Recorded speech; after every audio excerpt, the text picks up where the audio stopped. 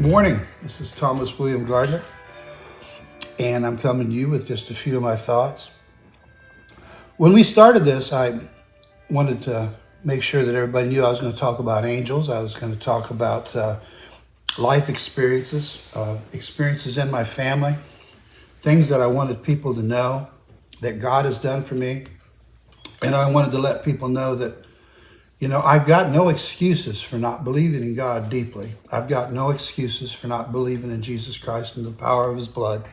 I have no excuses at all. In fact, I feel that I'm supposed to share these things because why would God share all these things with me if I don't share it with others? For me to go around and to say this was a coincidence or that was a coincidence would be one of the worst things that I believe I could ever do. But I wanted to share this story with you because I think you'll find inspiration in it. I think you'll find Jesus in it. And I think you'll find angels in it. And I think you might even find a salvation story in here. On October 9th, 2022, our house was set on fire. I was upstairs. It was about 3 o'clock in the morning, and I had to use the bathroom. If you're going to sneak up on older people, be aware that they get up to use the bathroom a lot during the night. And so this was the case here. I had gotten up and I heard a big thump, and I thought, well, it's the closet door downstairs. Maybe my grandson's staying over at our house tonight, and maybe that's what it is. And I won't go down. I'll just let it go. But then I sat there at the edge of the bed, and I started to smell smoke. And my wife woke up, and she woke up, and she said, "I smell smoke." And I said, "So do I." And she says, "You're going to go downstairs?" I said, "Right now." She said, "Well, I'm going to go down with you." Now, she never says that. I mean, if there's a bug downstairs or a spider downstairs or a mouse downstairs, which we only had one time, whatever it is, she doesn't go downstairs. I'm the checker. That's part of life. It's part of your role, right? So she goes down with me this time, and she goes down not clear to the bottom of the steps, but she's up about 3 steps, and she's peeking around the corner, and I go down. I think, did I leave like eggs on before I went to bed, and now we're going to have a fire, or did I do something wrong? And she's thinking, did I do something wrong? Because over by the fireplace, there was a display of things that she had up there. It was beautiful, and didn't she leave the lights on? But when I went out there wasn't anything wrong with the stove. There wasn't anything wrong with the fireplace. But the back door, it's a double door, and it looked like a burner, like all the way around the door and then in the middle of the door, and the flames were coming out like this, and they were blue, just like a burner. And it was pretty terrifying. And I went over and I grabbed water and threw it on it, and that was kind of ridiculous. I thought, well, I'll open the door, and I thought, no, the flames will come in on me. That's a terrible idea. And my wife is screaming. She said, "There's somebody at the door. There's somebody at the door." She said, "Our grandson must be outside." That's what she said. And I could hear a man saying, "Bill," which people call me Bill. Some people call me Thomas, but that's my middle name is William. And he yells out, "Bill, your house is on fire. Bill, your house is on fire." And he's shouting it as loud as he can, or very loud, put it that way. And so I look at the fire, and I look at my wife, and I come down the hallway, and I go and I open the door, and it's my neighbor from across the street. And I'm about 3.5 feet away from him, and I'm looking him right in the face. And I said, "Oh, it's you, Guy."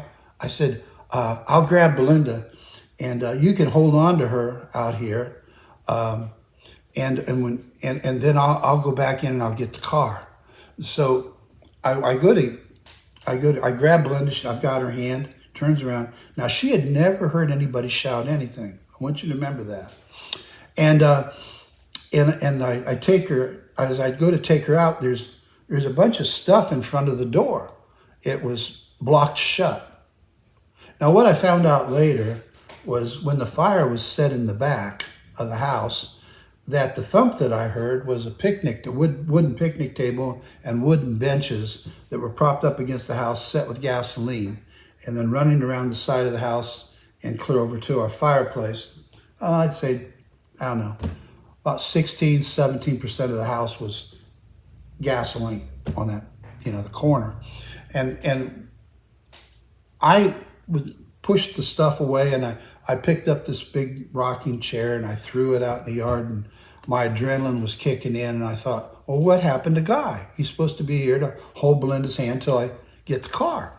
And so I get her out there and I said, please stand here, just stand right here.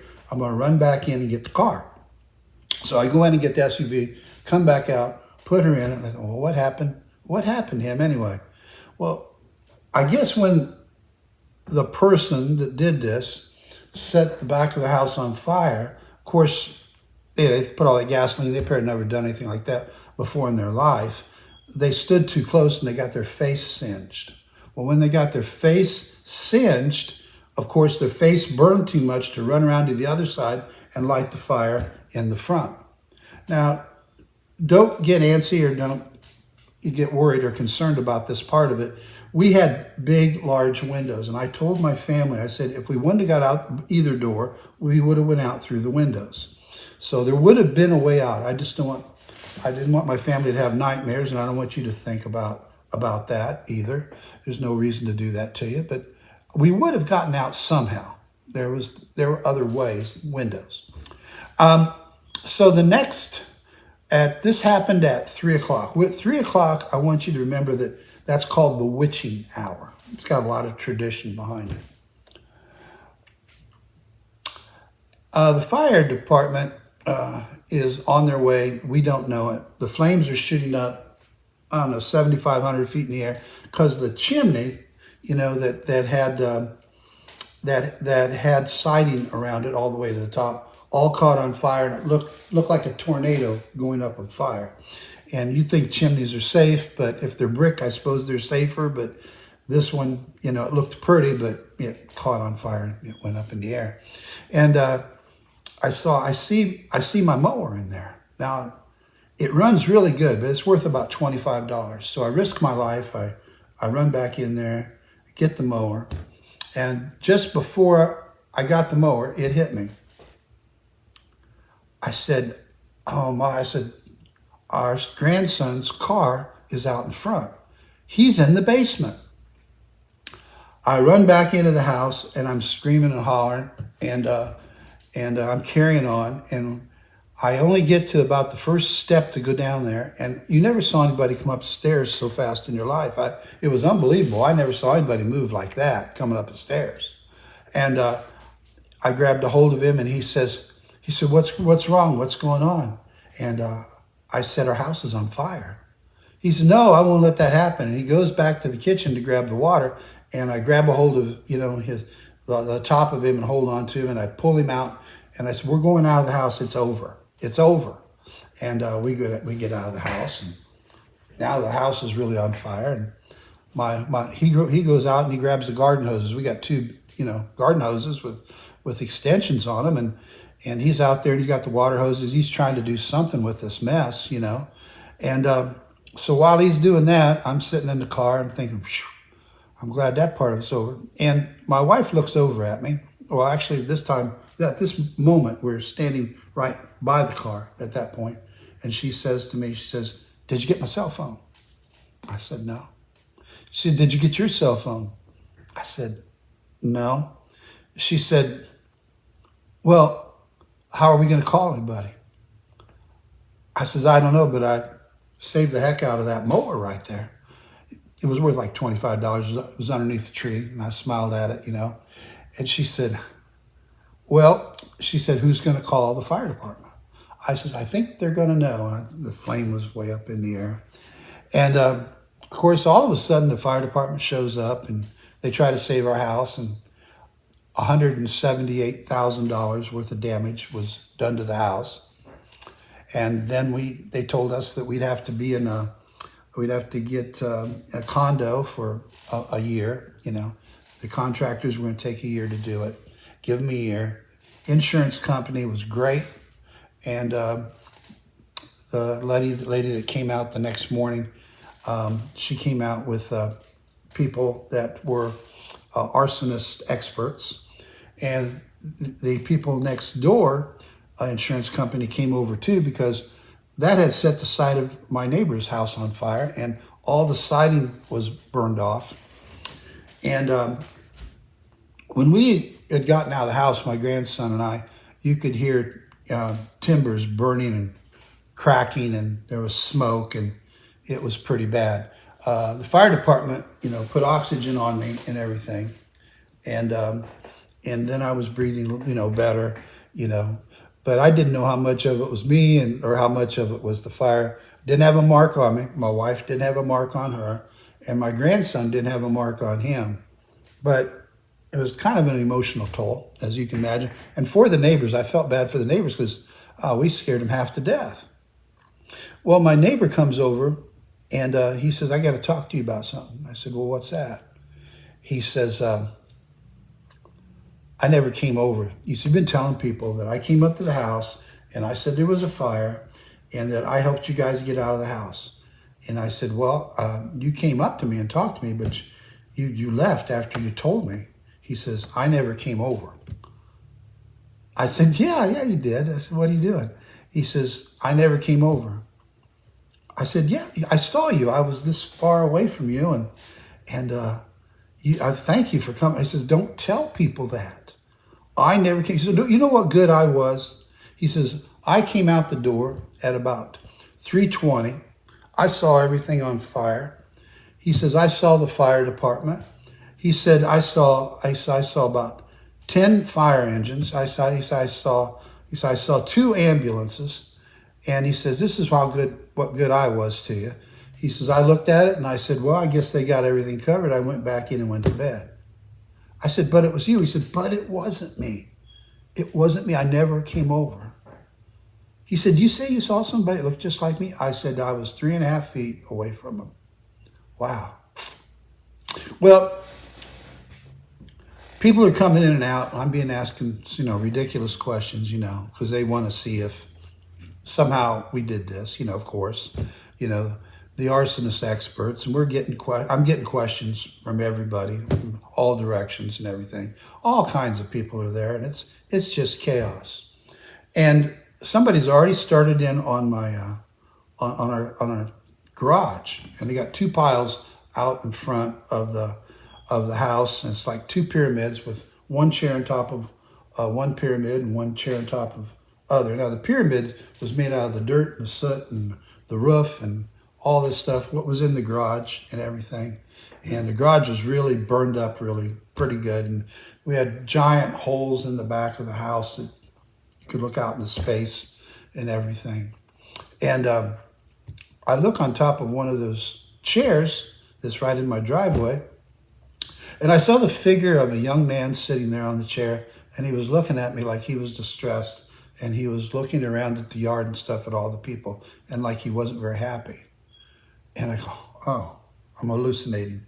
And I close my eyes and I look back up, and he's gone. I said, I'm not going to tell anybody about this. That's what I said to myself.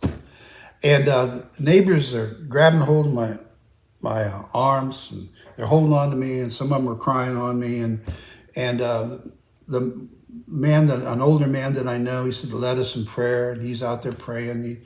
He has a beautiful prayer for us and everything, and he's holding hands with everybody, and we're in a circle. And I come back from that after the prayer, and I look back up, and on the other chair that's at the top of the other pyramid of our stuff, they went to work fast. And I'm looking at that, and on top of that chair, now this person is sitting on top of that chair, and he's got a smile on his face, and he's looking like, hey, this is good. This is good. After the prayer. And then I closed my eyes and looked back up, and he was gone. And I thought, well, maybe I shouldn't tell anybody about this either, Well, it doesn't stop there. So 2 days later, my daughter says, you got to come in the garage. You got to see this.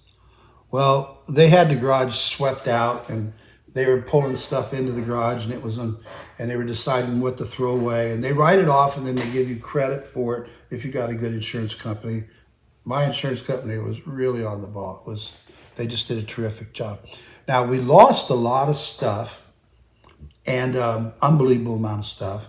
And some of that stuff you couldn't really put a price on, And then there was other things that got burned up. And, we didn't know for months later when we go to look for something, we go, oh, I guess that got burned up too. And we had the inconvenience of having to get a condo and a storage place. And it's all cost money. Insurance company did what they could, This was not a cheap thing for us, and it was rough. But, we're okay. And we never asked anybody for any money or anything. But the insurance company took care of us, and the state gave us a $500 check. And I'm not saying, much more about that. I mean, we didn't ask for anything. But, God was looking out for us. Now, the repair of the house, I want to tell you, it looks better than it did before. So what was meant for evil, God turned it into good. Okay. So now we're there, and my daughter's yelling at me. She says, you got to come in the garage and see this. So about the only thing that was left in the garage was the walls were mostly up on around the side. Ceiling was completely burned up. There was holes and everything. And this one ledge in there, and we had shelves all over the place, but a bunch of them were all burned up and everything. And it was we had it very neat, painted white and everything. And I thought it looked really good, And on top of this one ledge in front of our house, we had the nativity scene. So when you drive into the house, you see the nativity scene up there, and you kind of chuckle about it, And we have two baby Jesuses up there, and Mary and Joseph and so on. And they're up there, and they're not burned. They're not singed. There's no black on them. There isn't anything wrong with them. They're perfectly fine. The garage about burned down, and the room behind it, family room, about burned down, and there isn't anything wrong with them. And your mouth just dropped open, There they were, unaffected by anything. And on both sides of it, everything's all burned off. All over the place. And the lady that's doing it, she said, I've seen this before. She says, I go into fires, and it'll be a terrible fire. She said, the Bible will be right there, and it was untouched. And another Bible will be over there, and it's untouched. But everything else has got burns and everything. She said, I see this kind of thing all the time. And I thought, well, that's a good witness. That's a good witness, And so that was all pretty unbelievable. And the insurance company took care of us. We didn't have a mark on us. So we get a phone call, and for some reason they called my grandson first. And now, at this point, you're saying, well, why did somebody burn up your house, and why did they want to burn you? What terrible thing did you do? Now, my uncle asked that question, but he didn't ask it that way. He said, what did you do to somebody to cause them to want to burn your house down? That was just my uncle, And I said, well, we didn't do anything. See, what we found out later, it was caused because this person was upset. And I guess to join this club that he wanted to join so desperately, this organization, if you killed somebody, you got value. Well, it would have been 3 people killed, and I guess there would have been a lot of value, so he could join this organization. And he had mixed drinks, and he mixed the mixed drinks with Red Bull. Now, at this point, I don't believe that he was in his right mind. And I don't believe he would have ever done it to us. And later on, we found out who it was. And we actually, knew the person. We had been very nice to him, never had bad words. My wife had bought him food to eat before. He'd been over to our house. And it was upsetting. It was about as upsetting as it can be. And so I get a phone call from the prosecutor. And the prosecutor says, well, I've talked to your grandson, and he said this. And I've talked to your daughter. He said, and she said this. And he says, and later I'll talk to your wife. He says, you're the biggest victim in this. I said, I am? And he said, yeah. He says, so I want to talk to you. He says, what do you want us to go for? He says, because this person doesn't have that bad a record. They've done some stuff, but never done anything like this before. He says, what do you want us to try to get on this person to have him incarcerated? And I said, I don't want you to do anything. He says, what do you mean? He's Mr. Gardner. He said, you're the biggest victim here. He says, what do you want us to do? And I said, well, you don't understand what I mean. I don't. Whatever the law says, then that's what you can do. Whatever the law says. He said, well, you have to plead it a certain way and play it a certain way. I said, that's your business. I said, you do what you... He says, aren't you upset about this? I mean, I don't understand. And I said, my wife's just fine. She's okay. And the insurance company said they're going to take care of the problem. And I believe them. They jumped right on it. And my grandson's fine. He didn't get burned. And I had to be treated for smoke inhalation at the hospital. I went in I said 5 hours later, my wife and I went, and we went to church, and I preached. My wife preached downstairs. And I said the people of the church came downstairs and cried with her and held her. And I said, we had a great day. Now, we lost our house, but we were alive. I'm thankful my wife's alive. I'm thankful my grandson's alive. I'm thankful I'm alive. I'm thankful I can breathe. Whatever the law says to do it. I says, I have no malice. I have no hard feelings. You have no hard feelings? I said, no, I hope the person gets help. I hope they get help. I can't believe that they would really do that to us. I said, don't get me wrong. I guess they tried to kill us. But I don't think they would have done that if they were in their right mind. I think they need help. And I said, I'm just thankful that we're alive, and I don't need to have any malice in my heart. He said, well, okay. He says, I'll be talking to your wife later about this. Now, that person got some prison time, and everybody said it wasn't that much. And regardless of all that, God delivered us. There wasn't anything formed against us that could harm us because the hand of God was upon us for some reason. I don't know why. I don't know why. But I know it was. Because the person at the door, we never figured who that was. That's one. Person in the chair, I don't know, did I hallucinate or did I see something? Person in the next chair, same person, different chair. And by the way, those chairs wouldn't have been able to handle any weight because any weight on there, that pyramid would have fallen over. But he was in there. That's 3. The fourth one, my daughter took pictures of that. She said, I want people to see this. I'm going to release this to the internet. And there it was for anybody to see. The nativity scene was never heard. Jesus was there. God had my back.